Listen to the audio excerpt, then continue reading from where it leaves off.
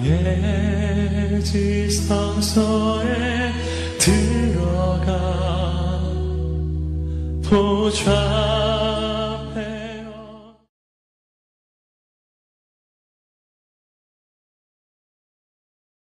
오늘도 이 새벽 미명에 주님 품에 나온 여러분 모두를 주님의 이름으로 축복하고 환영합니다. 주님께서 주시는 하늘의 평강이 여러분의 마음속에 가득을 넘치기를 바랍니다.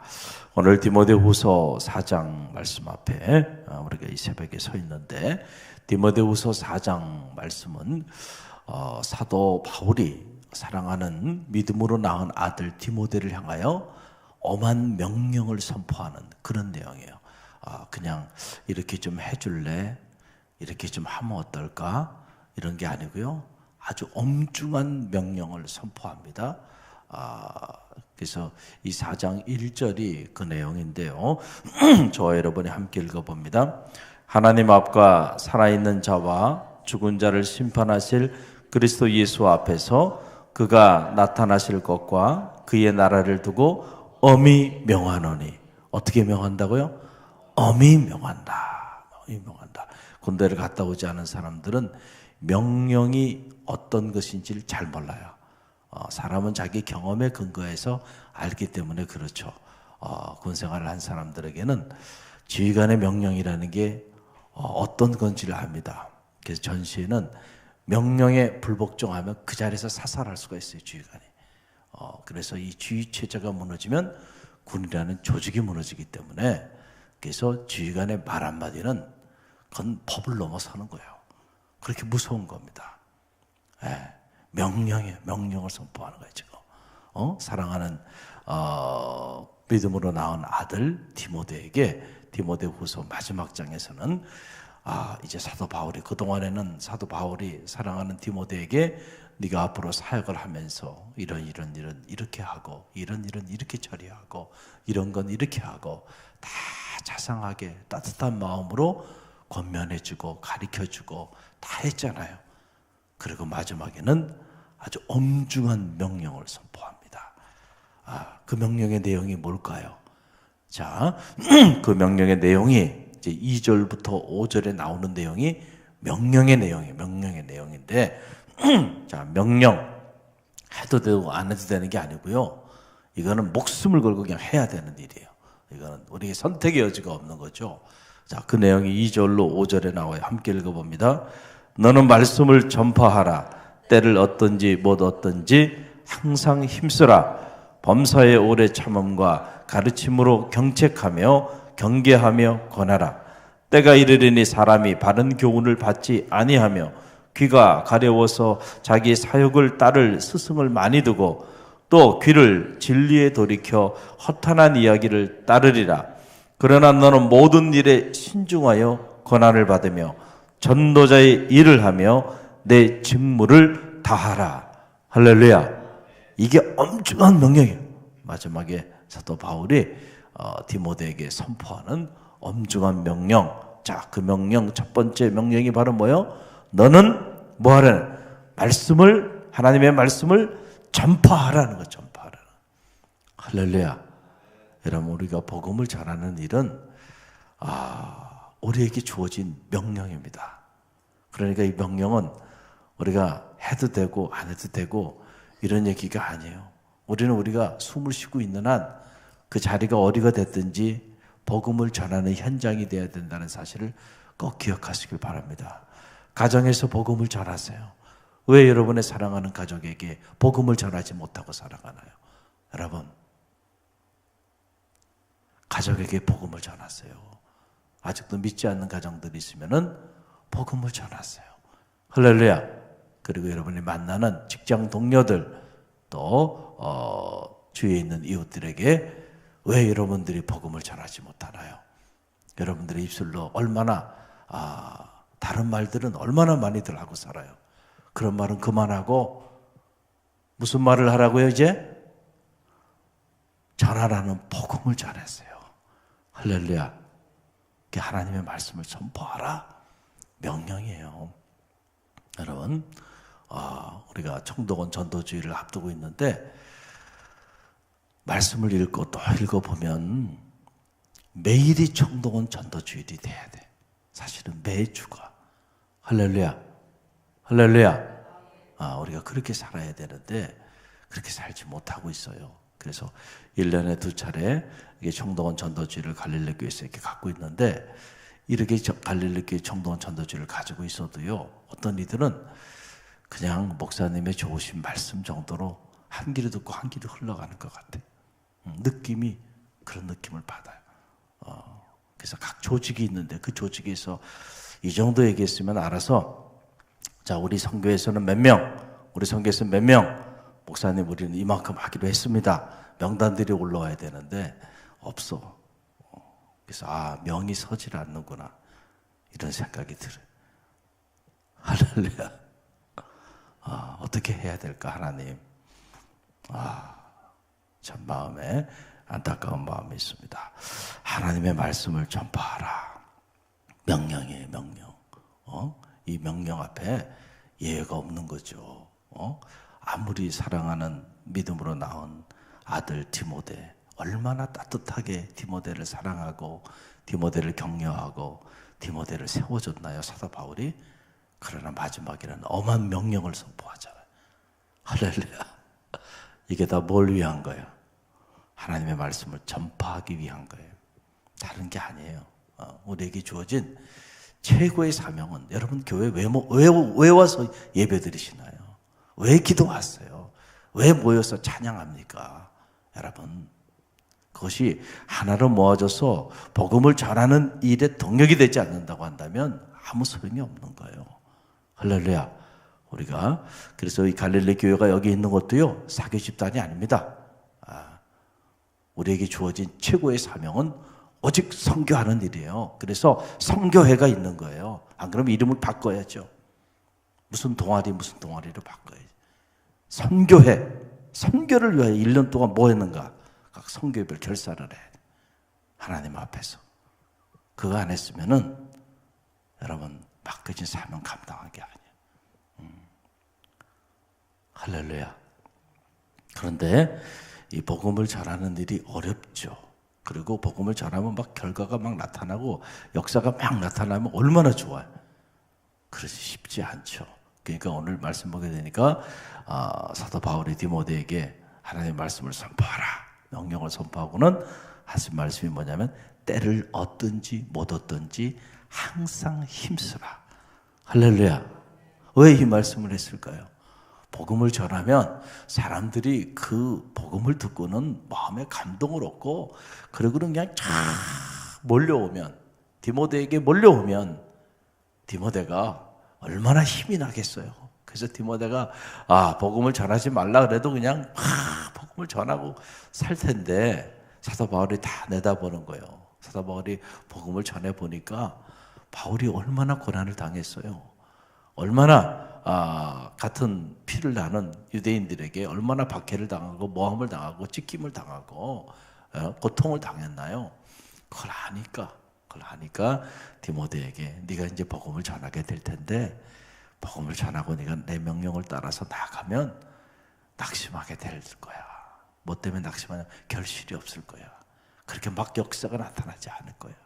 그러니까 때를 얻든지 못 얻든지, 할렐루야, 항상 힘쓰라. 목사님, 복음을 전하러 나가서 복음을 전해 보니까요, 역사가 안 나타나네요.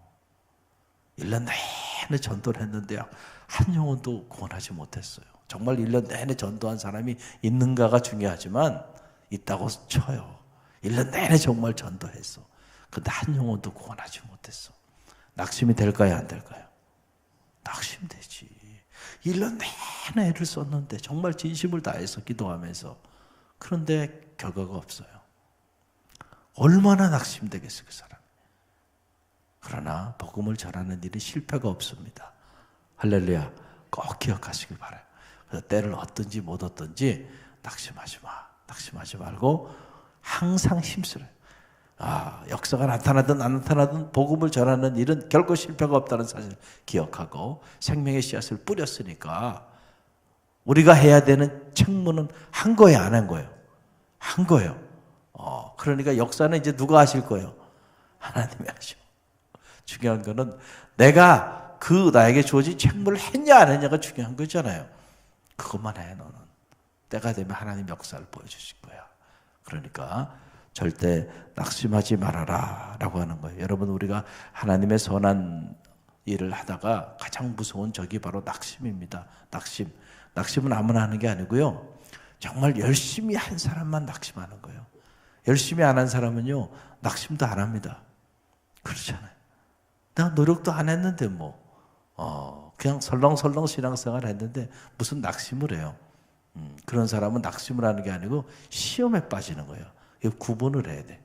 시험에 빠지는 거. 설렁설렁 다니다가 설렁설렁 다 사탄의 밥이 돼가지고 시험에 빠지는 거죠. 이건 낙심이 아니에요. 낙심은 정말 귀한 거예요. 아무나 하는 게 아닙니다. 정말 하나님의 선한 일을 위해서 최선을 다하고 열심히 노력한 사람들만이 할 수 있는 게 바로 뭐냐면 낙심입니다. 할렐루야. 그래서 하나님의 위로는 누구에게 임하냐면 낙심하는 사람들에게 임하는 거예요. 왜냐하면 그 사람이 최선을 다했잖아. 그래서 낙심하지 말라. 마음이 무너졌어. 왜 무너졌는가? 최선을 다했는데 뜻대로 되지 않은 거야. 얼마나 마음이 상심이 되겠어요. 하나님의 위로가 임합니다. 할렐루야. 할렐루야. 그래서 그 하나님의 위로하심을 한번 터치를 받고 나면 그때부터는 주변 사람들이 뭐라 그러든 그 귀에 들리지 않고요, 새 힘을 공급받게 되는 거예요. 하나님의 위로하심이 이게 중요해요. 이걸 받지 못하면 사람은 자꾸 사람의 위로를 받고 싶어 해요. 그거는 아직은 내가 하나님의 위로를 경험하지 못한 영거입니다. 하나님의 위로를 경험하면 그때부터 사람의 위로는 의미가 없다는 게 아니고 그것이 그렇게 중요하게 느껴지지 않는다는 거예요. 할렐루야. 내 사랑하는 딸아, 하나님께서 기도 중에 찾아오셔서 마음을 위로하시고 마음의 음성을 들려주면서 힘들지? 수고했다. 응? 그것만으로 충분해. 그렇게 따뜻하게 품어주시는 그 하나님의 손길을 경험하고 나면 그 다음부터는 사람이 보이지 않는 거예요. 할렐루야. 그런 하나님의 위로하심이 여러분 가운데도 임하기를 간절히 바랍니다. 때를 얻든지 못 얻든지, 그래서 언제나 하나님의 일, 특별히 복음을 전하는 이 일은 우리가 멈추지 않고 결과가 있든지 없든지 계속해서 해야 될 일이고요, 그런 일을 하는 자들에게는 하나님의 위로가 임한다. 또 하나 사도 바울이 명한 명령은 뭐냐면 이 일을 함에 있어서 그래서 오래 참으라는 거죠. 오래 참는 거, 오래 참고 가르침으로 경책하며 경계하라는 거예요. 인내의 가치에 대한 것이죠. 여러분, 끝까지 참는 자가 승리하는 거예요. 할렐루야. 아무리 재능이 있고 아무리 능력이 있어도요, 끝까지 참지 못하는 자는 결국 무너집니다. 결국은 누가 이기는 거예요? 끝까지 인내하는 자예요. 할렐루야. 이 복음을 전하는 이 선한 사업을 하면서 그걸 끝까지 하는 사람이 결국은 승리하게 돼 있어요. 저는 바라기는 여러분에게 이 인내가 여러분 가운데 자리하기를 간절히 바랍니다. 환난은 인내를, 인내는 연단을, 연단은 소망을 이루는 줄 알미로다 그랬잖아요. 할렐루야. 인내의 가치입니다. 우리가 신앙생활하면서 하나님의 때를 기다릴 줄 아는 그 인내가 여러분의 믿음의 내용으로 자리하기를 간절히 바랍니다. 이 인내심이 없는 사람들은 뭔가 조금 하다가 뜻대로 잘 안 되면 금방 포기하고 금방 무너지고 금방 불평하고 원망하고 어느 짝에도 쓸모가 없나요? 하나님 그런 사람 들어쓰시지 않는데 참고 인내할 줄 알아야 돼. 어떤 일이든 가정에서든 교회에서든 사회에서든 직장생활을 해도 마찬가지죠. 힘들고 어려움이 온다고 도망갈 길을 찾고 피할 길을 찾고 핑계를 찾고 이런 사람들 되지 마시고요. 끝까지 여러분 자기 자리를 지키면서 믿음으로 인내하고 좀 믿음의 철학을 가지고 그렇게 나아가는 하나님의 사람들이 되시길 바랍니다. 또 마지막으로 셋째 보게 되니까 네가 이제 복음을 선포하게 되면은 사람들이 그 얘기를 듣고 구름대처럼 달려오는 게 아니고 어떻게 된다고요? 사람들이 네 귀에 귀를 기울이지 않을 거야. 그리고 허탄한 신화를 쫓아서 그들의 귀가 그리로 다 돌아가고 말 거야. 네가 그것을 목도하게 될 것이라는 거예요. 허탄한 이야기에 사람들이 그 허탄한 이야기를 듣기를 즐겨하고 그 허탄한 이야기를 향해 귀를 돌릴 텐데 그럴 때에 어려움이 올 거다.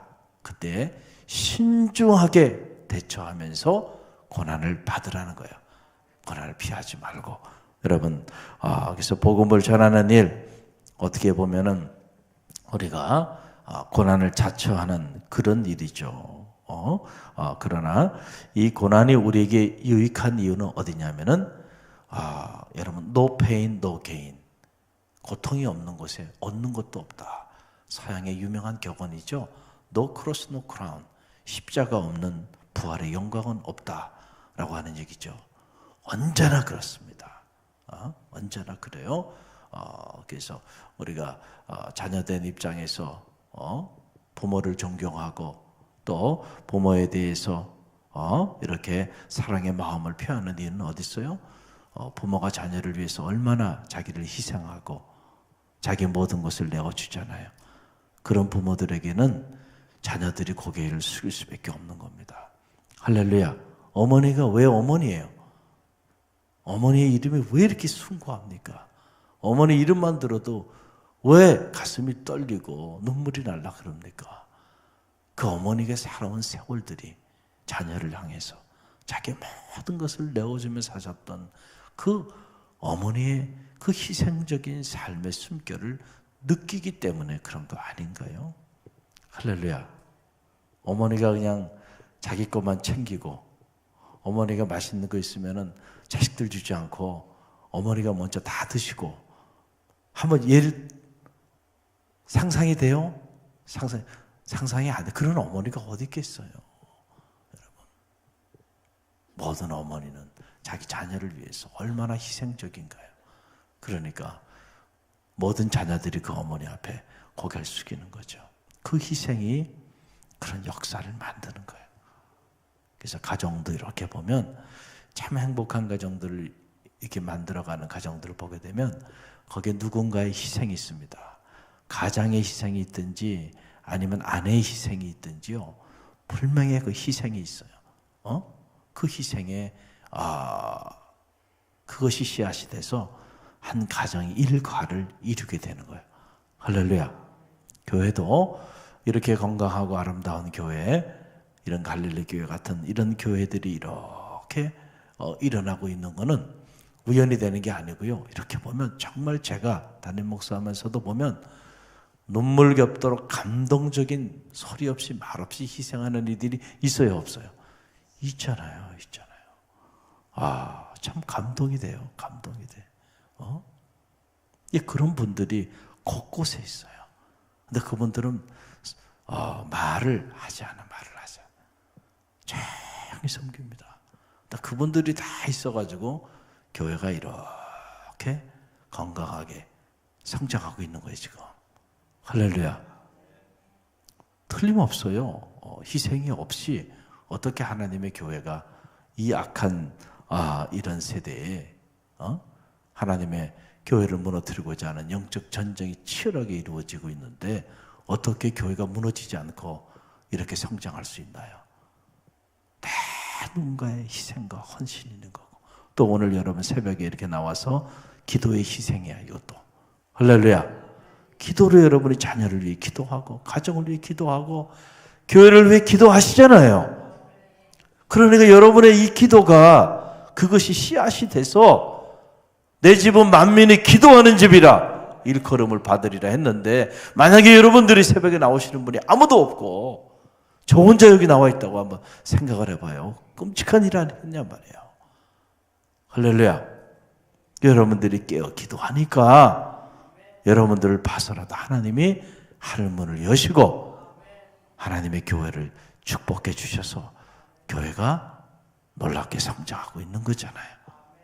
할렐루야. 여러분들 꼭 기억하시고 우리가 선한 일을 행할 때 사람들이 그 선한 일에 마음의 문을 열고 다 달려들지 않아요. 절대 그렇지 않습니다. 그렇다면 벌써 하나님 나라가 도래했을 거예요. 대부분의 많은 사람들은 길을 허탄한 이야기로 돌릴 겁니다. 그럴 때 낙심하지 마시고 하던 일을 계속 하세요. 그리고 믿음으로 잘 인내하고 신중하게 대처하며 때로 고난이 오면 고난을 피하지 말고요. 그 고난을 달게 받으세요. 그럴 때 그 고난 때문에, 그 고난의 흔적 때문에 역사가 나타날 줄로 믿습니다.